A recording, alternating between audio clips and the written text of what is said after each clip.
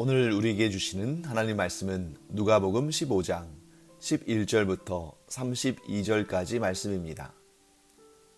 또 이르시되 어떤 사람에게 두 아들이 있는데 그 둘째가 아버지에게 말하되 아버지여 재산 중에서 내게 돌아올 분깃을 내게 주소서 하는지라. 아버지가 그 살림을 각각 나눠 주었더니 그 후 며칠이 안 되어 둘째 아들이 재물을 다 모아가지고 먼 나라에 가 거기서 허랑방탕하여 그 재산을 낭비하더니 다 없앤 후 그 나라에 크게 흉년이 들어 그가 비로소 궁핍한지라. 가서 그 나라 백성 중 한 사람에게 붙여 사니 그가 그를 들로 보내어 돼지를 치게 하였는데 그가 돼지 먹는 쥐염 열매로 배를 채우고자 하되 주는 자가 없는지라. 이에 스스로 돌이켜 이르되 내 아버지에게는 양식이 풍족한 품꾼이 얼마나 많은가. 나는 여기서 주려 죽는구나. 내가 일어나 아버지께 가서 이르기를 아버지 내가 하늘과 아버지께 죄를 지었사오니 지금부터는 아버지의 아들이라 일컬음을 감당하지 못하겠나이다. 나를 품꾼의 하나로 보소서 하리라 하고 이에 일어나서 아버지께로 돌아가니라. 아직도 거리가 먼데 아버지가 그를 보고 측은히 여겨 달려가 목을 안고 입을 맞추니 아들이 이르되 아버지 내가 하늘과 아버지께 죄를 지었사오니 지금부터는 아버지의 아들이라 일컬음을 감당하지 못하겠나이다 하나. 아버지는 종들에게 이르되 제일 좋은 옷을 내어다가 입히고 손에 가락지를 끼우고 발에 신을 신기라. 그리고 살진 송아지를 끌어다가 잡으라. 우리가 먹고 즐기자.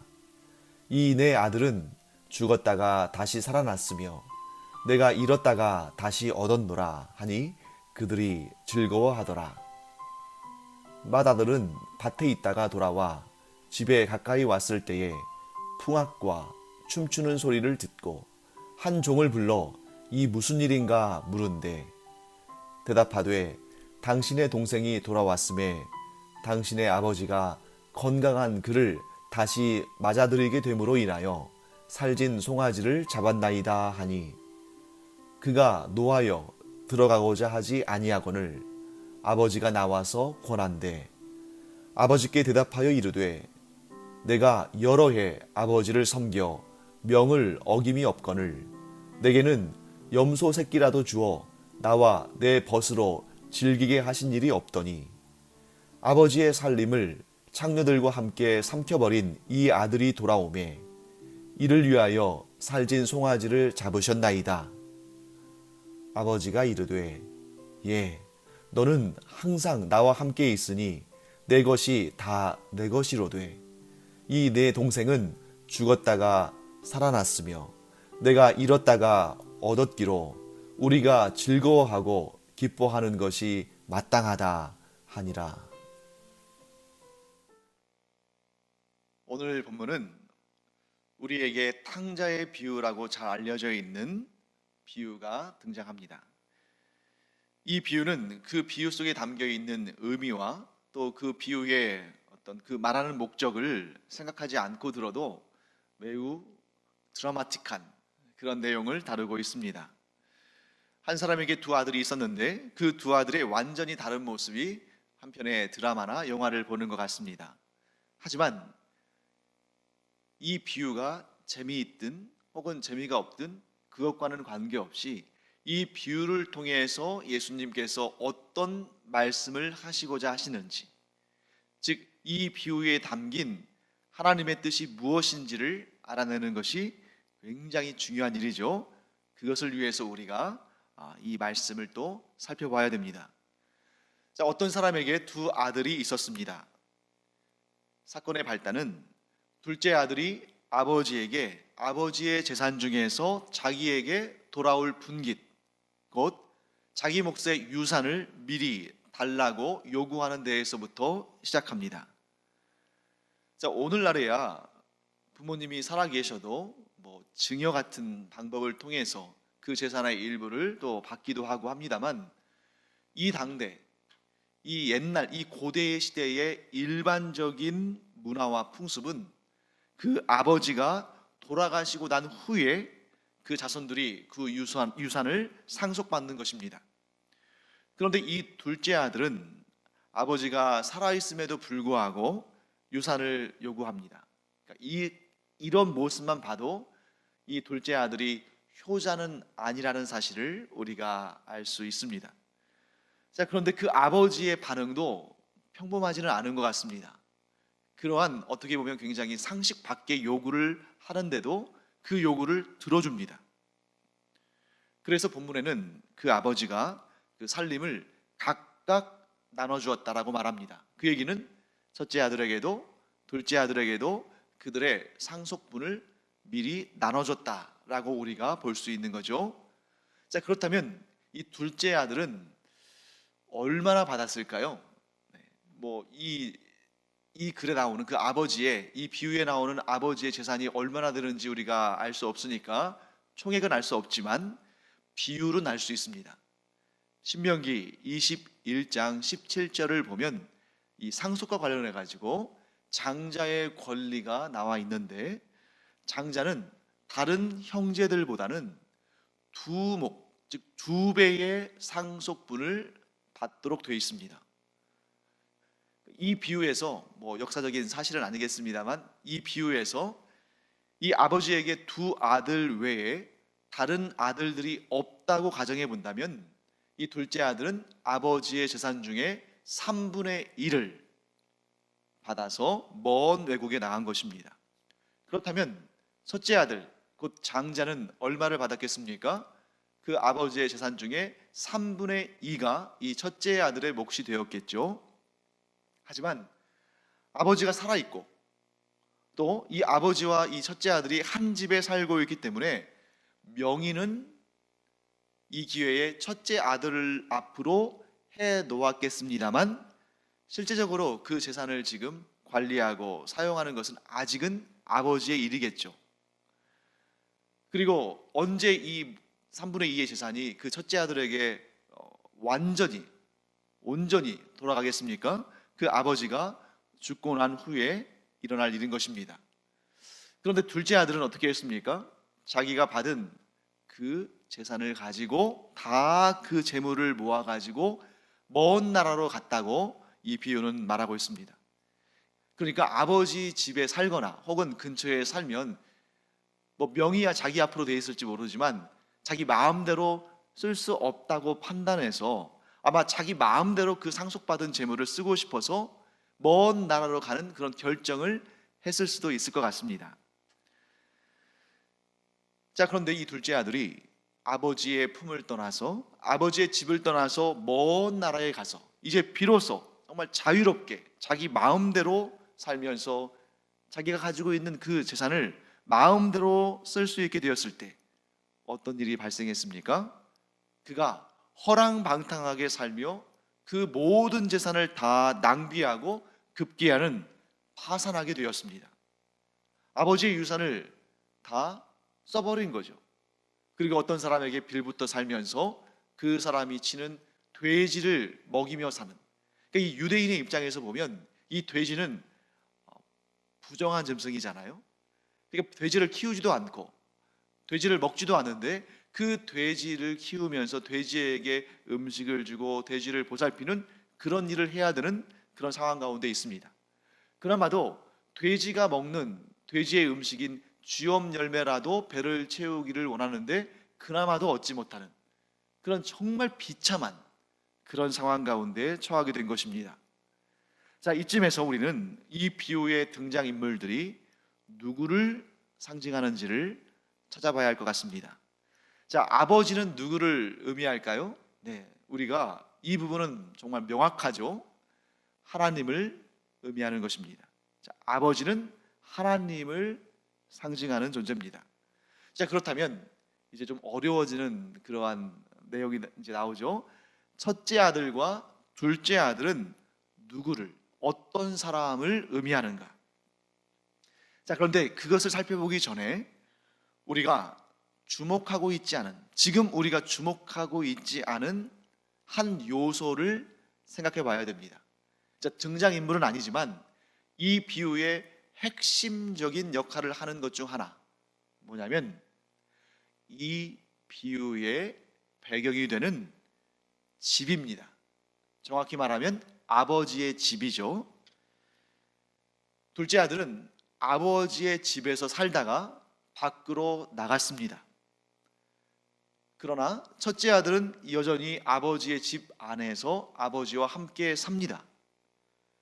그런데 이 비유의 후반부에 가보면 이제 이 탕자가 모든 것을 다 포기하고 내려놓고 내가 아버지 집에 가서 아버지의 품꾼들 가운데 하나처럼 아버지 집에서 일하면서 그저 먹을 것을 얻을 수만 있으면 좋겠다 하는 심정으로 아버지의 집에 돌아오는데, 그런데 아버지가 그 돌아온 탕자, 그 둘째 아들을 반갑게 맞이하면서 그 아들의 지위를 회복시키죠. 그래서 아버지의 집에서 함께 살게 됩니다. 아버지가 그 아들을 반가워하며 그 목을 끌어안고 안으면서 그를 데리고 집에 들어가서 좋은 옷을 입히고 좋은 장신구로 이렇게 치장을 하고 그와 함께 사람들을 불러 모아서 큰 잔치를 벌입니다. 그때 첫째 아들은 어떻게 합니까? 밖에서 일하고 들어오다가 그런 잔치가 펼쳐지는 것을 보고 하인을 불러서 이게 무슨 일이냐 하고 물었죠. 그래서 이마저마 둘째 아들이 돌아와서 아버지가 반가워서 맞이하고 그를 위해서 좋은 옷을 입히고 또 이렇게 큰 잔치를 열었습니다 하는 그런 얘기를 듣고 나서 어떻게 했습니까? 집 밖에 서서 집 안으로 들어오기를 거부합니다. 아버지와 함께 살았던 이 첫째 아들이 둘째 아들이 돌아와서 지금 아버지가 기뻐하면서 잔치를 벌이고 있다고 하니까 집 안으로 들어오기를 거절해요. 자, 여기에서 이 집은 무엇을 상징하는 것인가? 이 집은 아버지의 통치 영역입니다. 이 집 안에 산다는 것은, 이 집 안에 들어온다는 것은 아버지와의 관계를 이야기하는 것입니다. 이 집 안에서는 아버지가 통치자고, 이 집에 산다는 것은 아버지와 자식 간의 친밀한 관계 가운데 있다는 것을 말하는 것입니다. 그런데 둘째 아들은 아버지의 다스리심을 받기를 원치 않고 자기 마음대로 살려고 집을 나갔습니다. 둘째 아들은 집을 나갔죠. 그런데 첫째 아들은 어땠습니까? 그는 아버지 집을 나가지 않고 머물렀습니다. 그런데 동생이 돌아왔을 때, 탕자가 돌아왔을 때에 그는 아버지의 집 밖에 서서 그 집 안으로 들어가지 않고 아버지를 향해 원망했습니다. 자, 그렇다면 이 두 아들 가운데 누가 집을 나간 사람입니까? 다른 말로 하면 누가 아버지의 다스리심을 거부하고 있습니까?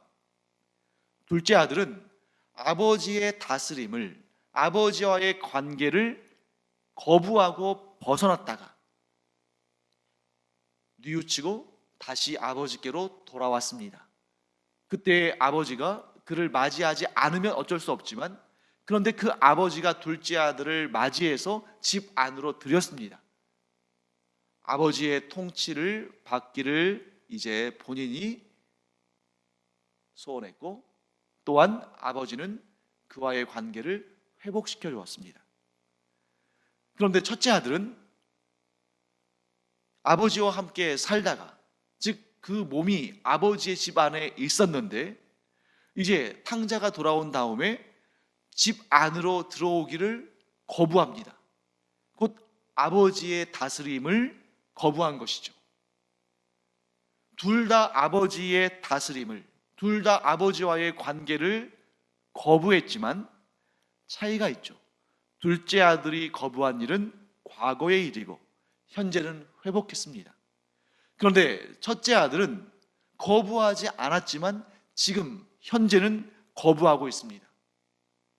그런데 이 비유가 놀라운 것은 어떤 결말을 맺지 않고 열린 결말로 이 비유가 끝이 납니다. 궁금해지는 거죠. 자, 첫째 아들에 대해서는 우리가 궁금할 수밖에 없습니다. 왜?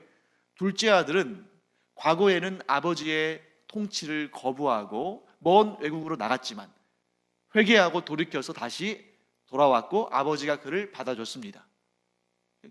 해피엔딩으로 끝난 것 같아요. 그런데 이 비유가 아직 결말을 맺지 않았습니다. 왜 그렇습니까? 지금 첫째 아들이 어떻게 할지, 어떻게 결정했는지가 나오지 않은 거죠. 자, 오늘 본문의 말씀에 31절과 32절 제가 한번 읽어보겠습니다. 아버지가 이르되 예, 너는 항상 나와 함께 있으니 내 것이 다 내 것이로되 이 내 동생은 죽었다가 살아났으며 내가 잃었다가 얻었기로 우리가 즐거워하고 기뻐하는 것이 마땅하다 하니라. 이 비유는 여기까지 해서 끝납니다. 그 다음에 이 첫째 아들이 아버지의 말씀에 대해서 어떻게 반응했는지, 어떤 결정을 했는지, 끝까지 아버지를 원망하고 끝까지 아버지의 뜻을 받아들이지 않고 자기가 밖으로 나가서 살았는지, 아니면 그 아버지의 말에 수긍하고 순종해서 다시 집 안에 들어와서 아버지와 둘째 아들, 즉 자기의 동생과 함께 살았는지, 그 어떠한 결말도 보여주지 않고 열린 결말로 이 비유는 끝납니다. 자, 이 비유를 우리가 한번 좀 자세히 좀 짚어보겠습니다. 그러면 이 비유는 무엇을 설명하고 있고 나타내고 있는가? 자, 일단 이 비유는 이 누가복음의 문맥상에서 볼 때에 이스라엘 안에, 이스라엘 내부의 영적인 상황을 설명하고 있습니다. 자, 여러분과 제가 지금 누가복음을 계속해서 공부하고 있는데 계속 반복적으로 나타나는 구조가 뭐냐면 바리새인들과 서기관들 같이 자신들이야말로 하나님 나라에 합당한 자들이고 자신들이야말로 하나님의 장자와 같은 자들이다. 우리야말로 이스라엘의 진짜 이스라엘 사람이고 이스라엘의 장자다 라고 생각하는 사람들이 있고, 반면에 그들 앞에서 움츠러드는 사람들, 감히 우리는 하나님의 백성들이다, 우리는 하나님의 복받은 자들이라고 감히 말하지 못하는 가난한 자들, 병든 자들, 귀신 들린 자들, 이 사회의 소외계층들, 이런 사람들이 또 등장합니다. 그런데 우리가 계속해서 살펴봤습니다만 예수님께서 그 가운데에 의롭다 하신 자들은 누굽니까? 스스로 의롭다고 여긴 바리새인들이나 서기관들이나 이러한 외식하는 자들, 즉 스스로 의인이 아니면서 의인인 척하는 사람들을 예수님은 의롭다 하지 않으시고, 도리어 아무것도 갖지 못하고 바랄 것도 없고 또 갚을 길도 없고 그런 사회의 소외계층들, 그런데 그들이 단지 사회에 소외된 자들이기 때문에 예수님께서 그들을 의롭다 하시고 받아주신 것이 아니라 그들이 예수님께로 나와왔기 때문에, 그들이 두 손 들고 나는 아무 공로 없지만 그저 예수님을 따르고 싶습니다, 예수님의 말씀을 듣고 싶습니다, 예수님의 의대로 회복되기를 원합니다, 치료받기를 원합니다 하고 온 사람들, 그들의 가난한 마음을 예수님께서 보시고 그들을 의롭다 하신 것이죠. 그러면 이런 구도, 누가복음에서 계속 반복되는 이런 구도를 통해 볼 때에 첫째 아들은 바리새인들, 서기관들과 같이 스스로 의롭다 하고 스스로 하나님의 장자요, 아브라함의 장자라고 여기는 사람들입니다. 반면에 둘째 아들은 어떤 사람들이겠어요? 네, 이러한 바리새인들이나 서기관들에게 공격당하는 사람들, 그들에게 비난당하는 사람들, 너희는 탕자와 같다, 너희들은 아버지를 떠나서 아버지를 괴롭게 하고 아버지의 유산을 다 탕진한 그런 탕자와 같다고 비난받은 이 사람들이 곧 둘째 아들을 상징한다고 볼 수 있습니다. 여기에 하나님의 마음이 분명히 나오죠. 둘째 아들이 회개하고 돌아왔을 때, 비록 그들의 삶이 하나님의 마음을 괴롭게 하고 고통스럽게 했지만 그들이 회개하고 다시 하나님 아버지께로 돌아왔을 때에 그 아버지이신 하나님이 얼마나 기뻐하시는가, 얼마나 즐거워하시는가, 그 기쁨을 이기지 못해서 얼마나 큰 잔치를 베푸시는가 하는 내용이 이 본문의 이 비유를 통해서 등장합니다. 그런데 이런 해석은 누가복음의 문맥상 해석한 것이죠. 하지만 우리는 반드시 알아야 할 게 있습니다. 하나님의 말씀, 예수님의 말씀, 예수님의 가르치심은 그 당대의 상황과 그 당대의 역사와 문화 가운데에 주어진 것이지만 하나님의 말씀은 생명력이 있기 때문에, 하나님의 말씀은 영원하신 것이기 때문에 그 당대에만 머물러 있는 것은 아닙니다. 그래서 하나님의 말씀은, 모든 성경의 말씀은 그 당대의 역사적인 흔적으로만 남는 것이 아니라 오늘날 우리가 사는 이 시대까지, 아니 인류의 역사 전체에 적용되어지는 살아 숨쉬는 하나님의 말씀입니다. 그렇기 때문에 이 비유는 오늘날 우리에게도 적용되는 것이죠. 그래서 여러분과 저, 곧 죄악 가운데 있었지만 그 죄를 뉘우치고 회개하고 예수 그리스도만을 의지해서 하나님께로 나아온 자, 그래서 하나님의 자녀된 자, 우리가 바로 이 둘째 아들을 상징하는 그런 존재입니다. 반면에 스스로 의롭다 하고 자기의 힘과 능력으로 자신의 구원을 이룰 수 있다, 나야말로 하나님의 은혜 가운데 있다 라고 말하면서 예수 그리스도를 구주로 영접하지 않는 자들은 첫째 아들에 비유될 수 있습니다. 그런데 저는 여기에서 한 가지 더 살펴볼 필요가 있다고 생각합니다. 그것은 뭐냐면 이 과거와 현재를 좀 잇는 그런 해석인데 바로 이것입니다. 첫째 아들을 이스라엘 사람들에 비유할 수 있다는 거죠. 그리고 둘째 아들은 우리와 같은 이방인에 비유할 수 있습니다. 이런 해석이 또 가능하다는 거죠. 자, 이 비유에서 아버지의 집을 떠나서, 원래는 하나님의 창조물이고 하나님께서 귀하게 만든 인간이지만 하나님을 떠나서 외국에 나가서, 그 아버지를 떠나서 외국에 나가서 허랑방탕하게 살다가 탕진한, 그러다가 다시 회개하고 아버지께로 돌아온 이 탕자는 우리와 같은 이방인을 의미한다는 것입니다.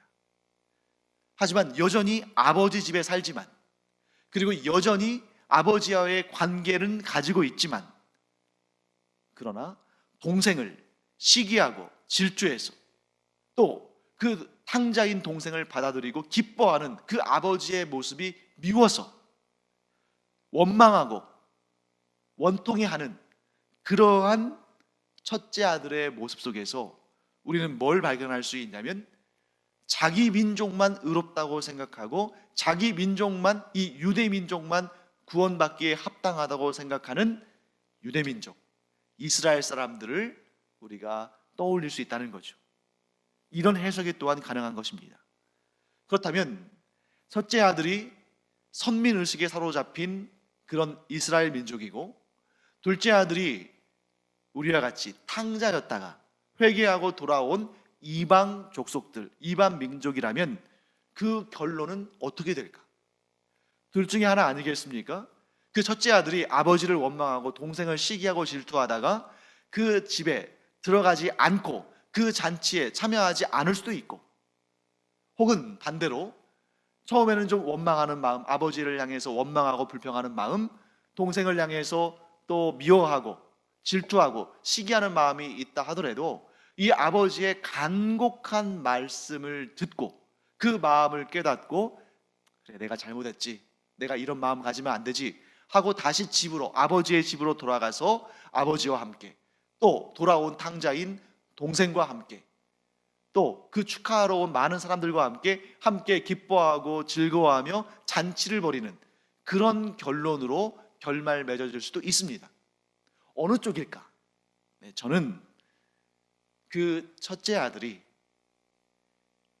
뉘우치고 아버지의 집으로 들어와서 그 아버지와 동생과 또 축하하는 사람들과 함께 기뻐하며 그 잔치에 참여하게 될 것이라고 생각하고 믿습니다.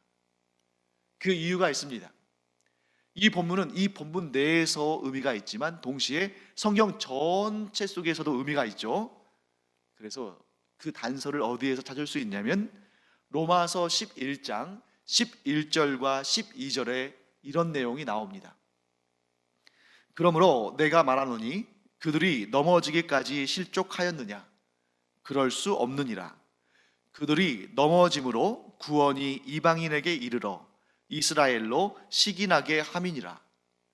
그들이 넘어짐으로 세상의 풍성함이 되며 그들의 실패가 이방인의 풍성함이 되거든 하물며 그들의 충만함이리요. 사도 바울이 한 말이죠. 사도 바울이 하나님의 영감을 받아서 기록한 로마서의 한 구절입니다. 여기에서 넘어진 자 누구냐면 이스라엘 사람들입니다. 이스라엘 사람들이 예수 그리스도를 구주로 영접하지 않음으로 말미암아 그들은 넘어졌습니다.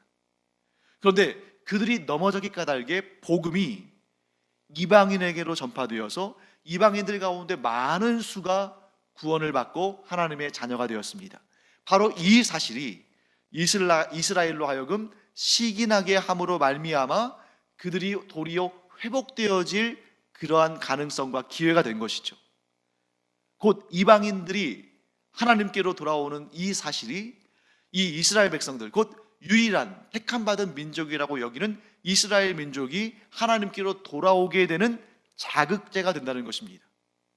결국 이스라엘 사람들이 넘어져서 그들이 예수 그리스도를 구주로 영접하는 일에 실패한 그 일이 이방인들의 많은 수의 구원받는 일에 쓰임 받았다면 이제 장차 이스라엘 백성들이 회개하고 예수 그리스도를 구주로 영접하고 하나님께로 돌아오는 그 일은 얼마나 더 풍성하고 충만한 결실을 맺겠느냐 하고 얘기하는 것입니다.